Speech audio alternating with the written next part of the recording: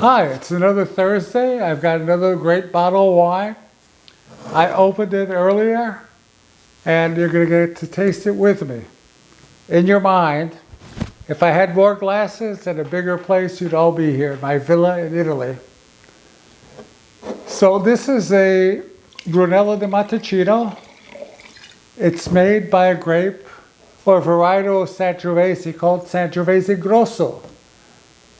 And it's very concentrated. This varietal only grows in the hillsides of Montalcino.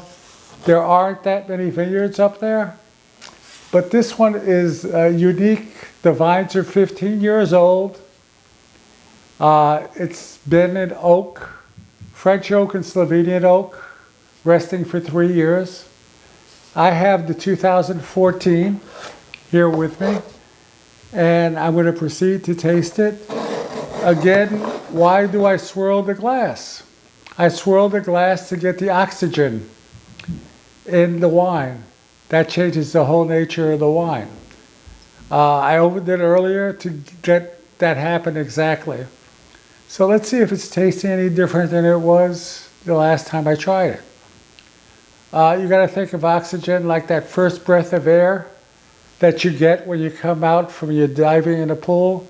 And you get that big breath of air when you come out. It's wonderful, it brings you back to life, and that's what happens to these wines that have been in this little bottle locked away. So let's taste it now. First, you taste with your nose. You get the bouquet, you get the flavors. Remember, your nose has more subtleties and flavor than your mouth does. But to start with, I get some red fruit, maybe a little raspberry, touch of alcohol. This is 13.5, so it's really not hot. And I get some spice, maybe a little cinnamon and a little oak. So let's taste it and see how it feels in the mouth.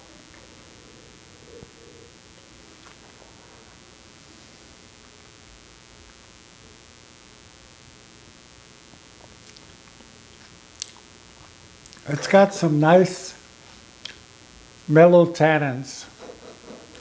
This would be good with a piece of meat because in Tuscany, they're famous for the bistecca florentina, which is a huge steak that they serve to you, very, very rare.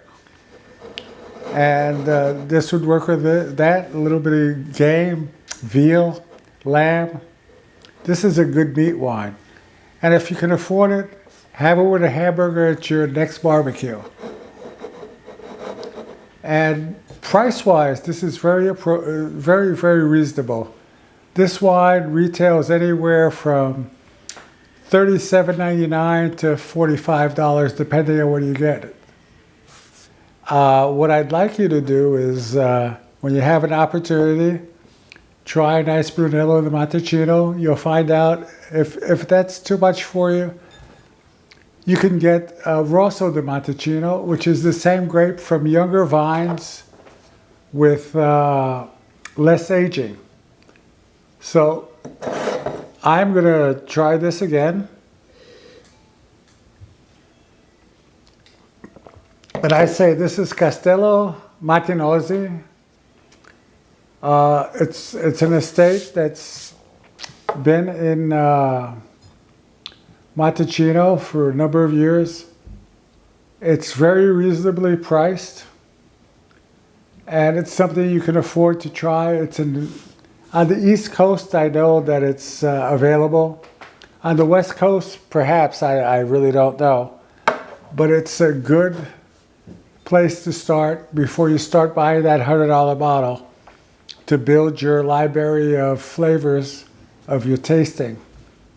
So if you get an opportunity, try a Brunello Di Montalcino. This is a good one, 2014. And have fun with it. Remember, buy a bottle every week. Doesn't have to be this expensive. Could be a $10 bottle, a $20 bottle. From a different place, from a reliable producer, and you're going to learn to enjoy wine. In a year, if you do that, you have 40 or 50 wines under your belt, and you're going to build your palate. So when you hear somebody tell you the finish is good, by the way, the finish on this lingers a little bit. What I mean by the finish is after you swallow, there's a little bit of flavor still there. And hopefully, next week, I'll do something completely different. So here's to you.